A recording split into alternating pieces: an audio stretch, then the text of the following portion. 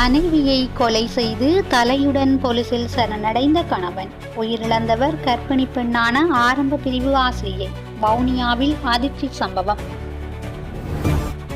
சிறை தண்டனை விதிக்கப்பட்ட முன்னாள் அமைச்சர்கள் மாதம் ஒரு முறை மாத்திரமே உறவினர்களை சந்திக்க அனுமதி. ஜனாதிபதியை சந்தித்தார் ஆஸ்திரேலிய துணை பிரதமர். ஆஸ்திரேலிய துணை பிரதமர் ரிச்சர்ட் மார்லஸ் இலங்கைக்கு வருகை. ஆஸ்திரேலியாவின் துணை பிரதமரும் பாதுகாப்பு அமைச்சருமான ரிச்சர்ட் மார்லஸ் 2 நாள் உத்தியோகபூர்வ விஜயத்தை மேற்கொண்டு நாட்டிற்கு வருகை தந்துள்ளார். நேற்றிரவு 11:40 மணிக்கு ஆஸ்திரேலிய பாதுகாப்பு அமைச்சின் விசேட விமானத்தில் கட்டுநாயக்க பண்டாரநாயக்க சர்வதேச விமான நிலையத்தை வந்தடைந்துள்ளார். அவருடன் 15 பேர் கொண்ட குழுவினரும் வருகை தந்துள்ளனர். வருகை தந்த தூதுக்குழுவினரை விமான நிலையத்தில் உள்ள விசேட விருந்தினர்களுக்கான ஓய்வறையில் பொதுமக்கள் பாதுகாப்பு மற்றும் பாராளுமன்ற அலுவல்கள் பிரதியமைச்சர் சட்டத்தரணி சுனில் வட்டகல, இலங்கை வெளிவிவகார அமைச்சகத்தின் சிரேஷ்ட அதிகாரிகள் குழு வரவேற்றனர். ஆஸ்திரேலிய துணை பிரதமரும் அவரது தூதுக்குழுவும் நாட்டில் தங்கள் உத்தியோகபூர்வ பணிகளை முடித்துக்கொண்டு இன்று இரவு கட்டுநாயக்க விமான நிலையத்திலிருந்து இந்தியாவுக்கு புறப்படவுள்ளனர். 70 வருட பொருளாதார வர்த்தக தொடர்புகளை மேம்படுத்துவது குறித்து கவனம். உத்தியோகபூர்வ விஜயம் மேற்கொண்டு இலங்கை வந்திருக்கும் ஆஸ்திரேலிய துணை பிரதமர் மற்றும் பாதுகாப்பு அமைச்சர் ரிச்சர்ட் மார்லஸ் மற்றும் ஜனாதிபதி அனுரகுமார திசாநாயக்காவுக்கும் இடையில் இன்று ஜனாதிபதி அலுவலகத்தில் சந்திப்பு இடம்பெற்றுள்ளது. இதன்போது இலங்கை மற்றும் ஆஸ்திரேலியாவுக்கு இடையிலான 70 வருட பொருளாதார மற்றும் வர்த்தக தொடர்புகளை மேலும் பலப்படுத்திக் கொள்வது மற்றும் ஒத்துழைப்புகளை மேம்படுத்திக் கொள்வது தொடர்பில் கலந்துரையாடப்பட்டுள்ளது. மேலும் கடந்த கால சமுத்திர பாதுகாப்பு செயற்பாடுகளுக்கும் இலங்கையில் வறுமையை போக்கும் வேலை திட்டத்துக்கும் ஆஸ்திரேலிய அரசாங்கம் வழங்கிய உதவிக்கு ஜனாதிபதி அனுரகுமார திசாநாயக்க நன்றிகளை தெரிவித்துள்ளார். மாதம் ஒரு முறை மாத்திரமே உறவினர்களை சந்திக்க அனுமதி. கடூழிய சிறை தண்டனை விதிக்கப்பட்டுள்ள முன்னாள் அமைச்சர்களான மஹிந்தானந்த அலுத்கமகே, நளின் பெர்னாண்டோ ஆகியோர் குடும்பத்தார் அல்லது நெருங்கியவர்களை சந்திப்பதற்கு மாதத்துக்கு ஒரு முறை மாத்திரமே அனுமதி வழங்கப்படும் என சிறைச்சாலை திணைக்களம் தெரிவித்துள்ளது. இது சகல கைதிகளுக்கும் பொருந்தும் சட்டம். வழக்கமாக ஒரே நேரத்தில் 3 இந்த வாய்ப்பு வழங்கப்படும் என்று சிறைச்சாலை ஆணையாளர் காமினி திசாநாயக்க தெரிவித்துள்ளார். இதற்கிடையில் 2 முன்னாள் அமைச்சர்களும் ஒரே பொதுவான இடத்தில் தடுத்து வைக்கப்பட்டுள்ளதாக சிறைச்சாலைகள் தகவல்கள் தெரிவிக்கின்றன. கெஹலிய ரம்புக்வெலவுக்கும் அவரது மகனுக்கும் பிணை. முன்னாள் அமைச்சர் கெஹலிய ரம்புக்வெல மற்றும் அவரது மகன் ரமித் ரம்புக்வெல ஆகியோரை பிணையில் விடுவிக்க கொழும்பு நீதவான் நீதிமன்றம் உத்தரவிட்டுள்ளது. கையூட்டல் மற்றும் ஊழல் ஒழிப்பு ஆணைக்குழு பிரதிவாதிகள் தரப்பு வழக்கறிஞர்கள் முன்வைத்த சமர்ப்பணங்களை பரிசீலித்த பின்னர் கொழும்பு பிரதான நீதவான் தனுஜா லக்மாலி இந்த உத்தரவை பிறப்பித்துள்ளார். மனைவியின் தலையுடன் போலீசில் சரணடைந்த கணவன். தனது மனைவியை கொலை செய்ததாக சந்தேகிக்கப்படும் கணவர் மனைவியின் தலையுடன் போலீஸ் நிலையத்தில் சரணடைந்துள்ள கொடூர சம்பவம் வவுனியா புளியங்குளம் பகுதியில் இடம்பெற்றுள்ளது. இன்று காலை புளியங்குளம் போலீஸ் நிலையத்துக்கு மோட்டார் சைக்கிளில் சென்ற இளம் குடும்பஸ்தர் ஒருவர் கையில் இருந்த பொலித்தீன் பையினுள் தனது மனைவியின் தலை இருப்பதாகவும் அவரை கொலை செய்து காட்டுப்பகுதியில் எறிந்துள்ளதாகவும் தெரிவித்துள்ளார். இதனால் அதிர்ச்சியடைந்த போலீசார் குறித்த நபரை உடனடியாக கைது செய்தனர். அவரிடம் மேற்கொள்ளப்பட்ட விசாரணையின் அடிப்படையில் உயிரிழந்த பெண்ணின் உடல் சின்ன பூவரசங்குளத்துக்கு அருகில் அமைந்துள்ள காட்டு பகுதியிலிருந்து மீட்கப்பட்டுள்ளது. குறித்த சம்பவத்தில் அனர்ந்த புளியங்குளம் நொச்சிக்குளத்தை சேர்ந்த ஆசிரியையான 32 வயதான சுகிர்தரன் சுவர்ணலதா என்ற பெண்ணே உயிரிழந்துள்ளார். அவர் கர்ப்பிணி பெண் என தெரிவிக்கப்படுகிறது. அவர் வவுனியா வடக்கு பகுதியில் உள்ள அரச பாடசாலை ஒன்றில் ஆரம்ப பிரிவிற்கு கல்வி கற்பிக்கும் ஆசிரியை என்பது குறிப்பிடத்தக்கது. கணவன் மனைவி இருவருக்கும் இடையில் நீண்ட காலமாக குடும்ப தகராறு இருந்துள்ளதாக தெரிவிக்கப்படுகின்றது.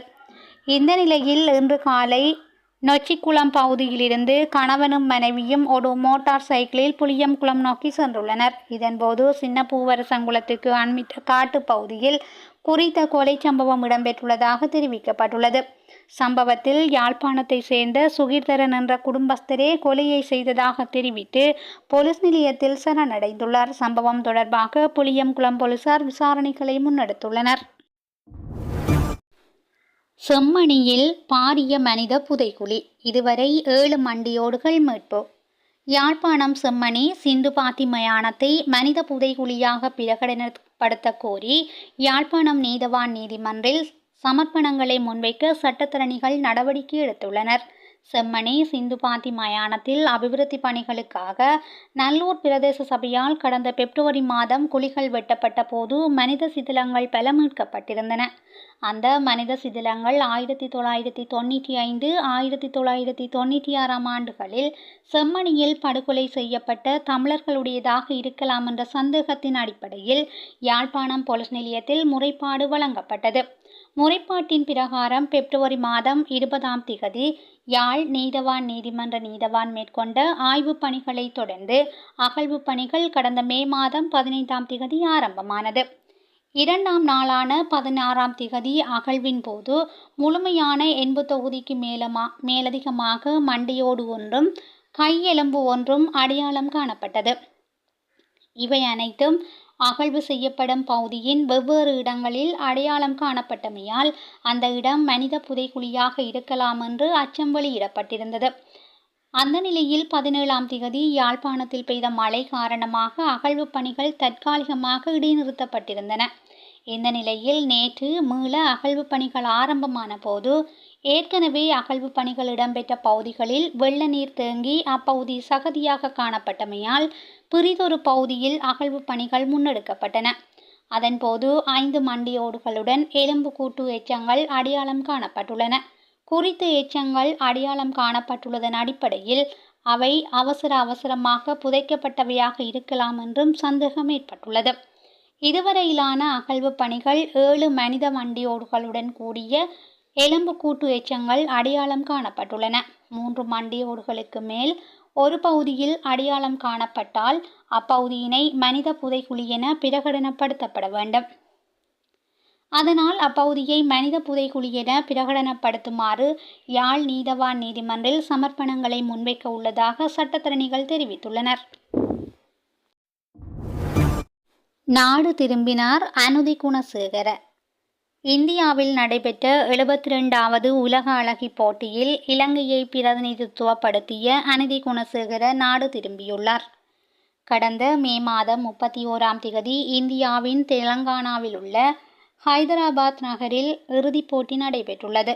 உலகம் முழுவதிலும் இருந்து 108 நாடுகளின் போட்டியாளர்கள் பங்கேற்ற இந்த உலக அழகி போட்டியில் கடந்த சில நாட்களாக பல்வேறு பிரிவுகளின் கீழ் போட்டிகள் நடைபெற்றன. இந்த போட்டியில் இலங்கையை பிரதிநிதித்துவப்படுத்திய அனுதி குணசேகரவுக்கு முதல் 40 பேருக்குள் நுழையும் வாய்ப்பு கிடைக்கவில்லை. இதனால் இலங்கையின் உலக அழகி கனவு தகர்ந்தது. 72வது உலக அழகி போட்டியின் அனுதி குணசேகர கடந்த நாட்களில் நடந்த போட்டிகளில் தனித்துவமான திறமைகளை வெளிப்படுத்தி ஹெட் டு ஹெட் மற்றும் மல்டிமீடியா பிரிவுகளில் இறுதிச் சுற்றுகளுக்கு தகுதி பெற்றிருந்தார். இலங்கை வரலாற்றில் முதல் முறையாக இந்த பிரிவுகளில் இறுதிச் சுற்றுக்கு தகுதி பெற்ற முதல் இலங்கை போட்டியாளராக அனுதி சாதனை படைத்திருந்தமை குறிப்பிடத்தக்கது. நுவரெலியா மாவட்ட உள்ளூராட்சி சபை உறுப்பினர்களுடன் இலங்கை தொழிலாளர் காங்கிரஸ் கலந்துரையாடல்.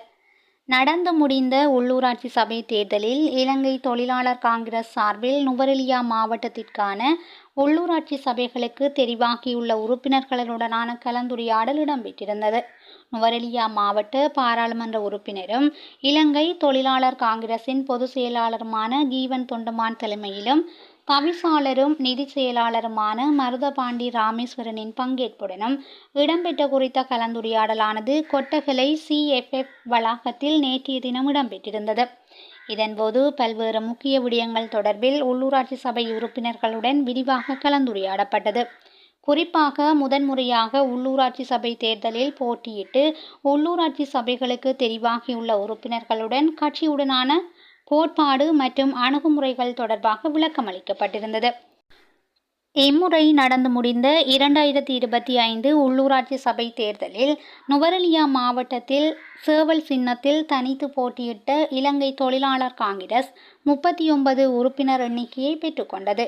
இதில் நோவொட் பிரதேச சபையில் 6 உறுப்பினர்கள், கொட்டகல பிரதேச சபையில் 5 உறுப்பினர்கள், அக்ரபத்தான பிரதேச சபையில் 4 உறுப்பினர்கள், ஹட்டன் டிகோயா நகர சபையில் 2 உறுப்பினர்கள், அம்பகமுவ பிரதேச சபையில் 2 உறுப்பினர்கள், தலவாக்கலை விந்துல நகர சபையில் 2 உறுப்பினர்கள், நுவரெலியா பிரதேச சபையில் 6 உறுப்பினர்கள், நுவரெலியா மாநகர சபையில் 2 உறுப்பினர்கள், கொத்மலை பிரதேச சபையில் 8 உறுப்பினர்கள், கங்குரான்கெத்த பிரதேச சபையில் 2 உறுப்பினர்கள் என மொத்தமாக 39 உறுப்பினர்களை பெற்றுக்கொண்டுள்ளமை குறிப்பிடத்தக்கது. வெலப்பன பிரதேச சபையில் நாற்காலி சின்னத்தில் போட்டியிட்டு 2 உறுப்பினர்களையும் பெற்றுக்கொண்டுள்ளது. விசேடமாக இவர்களில் 32 ஆண் உறுப்பினர்களும் 9 பெண் உறுப்பினர்களும் இதில் உள்ளடங்குகின்றனர். மேலும் மஸ்கெலிய பிரதேச சபைக்கான வேட்புமனு நிராகரிக்கப்பட்டிருந்த நிலையிலேயே இந்த 39 ஆசனங்களை பெற்றுக்கொண்டுள்ளது. மஸ்கெலியா பிரதேச சபைக்கான வேட்புமனு ஏற்றுக்கொள்ளப்பட்டிருக்குமாயின் உறுப்பினர்களின் எண்ணிக்கை மேலும் அதிகரிக்கப்பட்டிருக்கும்.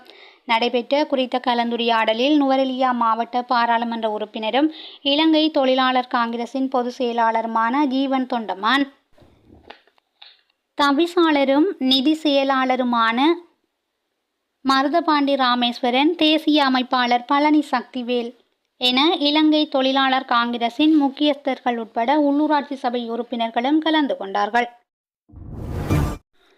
26வது ஆசிய தடகள சாம்பியன்ஷிப் போட்டியில் இலங்கை இராணுவ தடகள வீரர்கள் வெற்றி. தென்கொரியாவின் ரூமியில் 2025 மே 27 முதல் 31 வரை நடைபெற்ற 26வது ஆசிய தடகள சாம்பியன்ஷிப் போட்டியில் இலங்கை இராணுவ தடகள வீரர்கள் தமது சிறந்த திறமைகளை வெளிப்படுத்தினர். சர்வதேச அரங்கில் தங்கள் சிறந்த சாதனைகள் மூலம் நாட்டுக்கு பெருமை சேர்த்த 5 பெண் மற்றும் 6 ஆண் தடகள வீரர்கள் இலங்கை இராணுவ அணியில் இடம்பெற்றனர். 2வது இலங்கை இராணுவ மகளிர் படையணியின் பணிநிலை சார்ஜென்ட் ஆர். நதீசா மற்றும் 2வது இலங்கை இராணுவ சேவை படையணியின் பெண் சிப்பாய் MHJ உத்தரா ஆகியோர் பெண்களுக்கான 4 தர 400 மீட்டர் அஞ்சல் ஓட்டத்தில் வெண்கலப் பதக்கங்களை வென்றனர். 2வது இலங்கை இராணுவ மகளிர் படையணியின் lance corporal WAMR Wijayasuriya 10,000 metre ஓட்டத்தில் 6வது இடத்தை பிடித்து இலங்கைக்கான புதிய சாதனையை படைத்துள்ளார். இலங்கை மின்சார மற்றும் இயந்திர பொறியியல் படையணியின் அதிகார வாணியற்ற அதிகாரி HHK குமாரகே 400 மீட்டர் ஓட்டத்திலும் 4 தர 400 மீட்டர் அஞ்சல் ஓட்டத்திலும் 2 வெண்கலப் பதக்கங்களை பெற்றுள்ளனர். தேசிய நீர்வளங்கள் மற்றும் வடிகாலமைப்பு சபையின் குறுந்தகவல் சேவை மீண்டும் வழமை நிலைக்கு. இணையவழி தாக்குதலுக்கு உள்ளாகியிருந்த தேசிய நீர்வளங்கள் மற்றும் வடிகாலமைப்பு சபையின் குறுந்தகவல் சேவை தற்போது மீண்டும் வழமை நிலைக்கு கொண்டுவரப்பட்டுள்ளதாக இலங்கை கணனி அவசர பதிலளிப்பு பிரிவு தெரிவித்துள்ளது. குறித்த குறுந்தகவல் சேவை இணையவழி தாக்குதலுக்கு உள்ளான போதிலும் இதன் தரவுகளுக்கு எந்தவித சேதமும் ஏற்படவில்லை என அந்த பிரிவு தெரிவித்துள்ளது. தேசிய நீர்வளங்கள் மற்றும் வடிகாலமைப்பு சபையின் குறுந்தகவல் சேவை கடந்த 1ஆம் திகதி இணையவழி தாக்குதலுக்கு உள்ளாகியிருந்தமை குறிப்பிடத்தக்கது. இரத்த பரிசோதனைகளுக்காக அதிக பணம் அறவிட்ட மருந்தகத்துக்கு 5 லட்சம் ரூபாய் அபராதம். டெங்கு மற்றும் ஏனைய நோய் தொடர்பான பரிசோதனைகளுக்காக தற்போது அறவிடப்படும் கட்டணத்தை விட அதிக தொகையினை அறவிடும் மருந்தகங்களுக்கு எதிராக கடுமையான நடவடிக்கை எடுக்கப்படும் என நுகர்வோர் விவகார அதிகார சபையினர் தெரிவித்துள்ளனர். தற்போது இந்த பரிசோதனைகளுக்காக நிர்ணயிக்கப்பட்டுள்ள கட்டணங்களை விட அதிக கட்டணம் கோரப்படுவதாக தமக்கு தகவல் கிடைத்துள்ளதாக அந்த சபை குறிப்பிட்டுள்ளது. இதன்படி இரத்த பரிசோதனைகளுக்காக 400 ரூபாய் நிர்ணயிக்கப்பட்டுள்ளது. டெங்கு நோய் குறித்த பரிசோதனைகளுக்காக 1200 ரூபாய் நிர்ணயிக்கப்பட்டுள்ளது.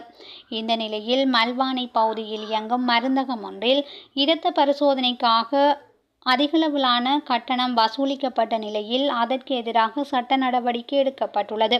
குறித்த மருந்தகத்துக்கு 5 லட்சம் ரூபாய் அபராதம் விதிக்கப்பட்டுள்ளதாக நுகர்வோர் விவகார அதிகார சபை தெரிவித்துள்ளது. காவல்துறை உத்தியோகத்தர் ஒருவரை தாக்கிய குற்றச்சாட்டில் 4 பேர் கைது. களத்துறை வெட்டுமங்கட பகுதியில் அரச புலனாய்வு சேவையில் கடமையாற்றிய காவல்துறை உத்தியோகத்தர் ஒருவரை தாக்கிய குற்றச்சாட்டில் 4 பேர் கைது செய்யப்பட்டுள்ளனர். களத்துறை பகுதியைச் சேர்ந்த 35 மற்றும் 39 வயது கிடைப்பட்டவர்களே இவ்வாறு கைது செய்யப்பட்டுள்ளனர். 2 தரப்பினர்களுக்கு இடையில் ஏற்பட்ட மோதலை தடுக்க முயன்ற போதே குறித்த காவல்துறை உத்தியோகத்தர் தாக்கப்பட்டுள்ளார். தாக்குதலுக்கு உள்ளான அவர் களத்துறை நாகொட வைத்தியசாலையில் சிகிச்சை பெற்று வருவதாக தெரிவிக்கப்பட்டுள்ளது. தென்கொரியாவின் ஜனாதிபதி தேர்தலுக்கான வாக்களிப்புகள் மும்முரம். தென்கொரியாவின் புதிய ஜனாதிபதியை தெரிவு செய்வதற்கான தேர்தலின் வாக்களிப்பு நடவடிக்கைகள் தற்போது இடம்பெற்று வருகின்றன. கடந்த ஆண்டு டிசம்பர் மாதம் தென்கொரியாவின் முன்னாள் ஜனாதிபதி ஜூன் சுக் இயோல் இராணுவ சட்டத்தை அமுல்படுத்துவதாக அறிவித்தார். இதனைத் தொடர்ந்து அங்கு ஏற்பட்ட அரசியல் குழப்ப நிலை காரணமாக அவர் பதவி நீக்கம் செய்யப்பட்டார். இந்த நிலையிலேயே தென்கொரியாவின் புதிய ஜனாதிபதியை தெரிவு செய்வதற்கான தேர்தலின் முதற்கட்ட வாக்களிப்பு நடவடிக்கைகள் முன்னெடுக்கப்பட்டு வருகின்றன. தற்போதைய வாக்களிப்பு நிலவரத்துக்கு அமைய தென்கொரியாவின் எதிர்க்கட்சியை பிரதிநிதித்துவப்படுத்தும் லீ ஜே மியூங் முன்னிலை வகிப்பதாக சர்வதேச ஊடகங்கள் செய்தி வெளியிட்டுள்ளன. செய்திகளை உடனுக்குடன் தெரிந்து கொள்ள SL தமிழ் வலையொலி பக்கத்துடன் இணைந்திருங்கள். நன்றி, வணக்கம்.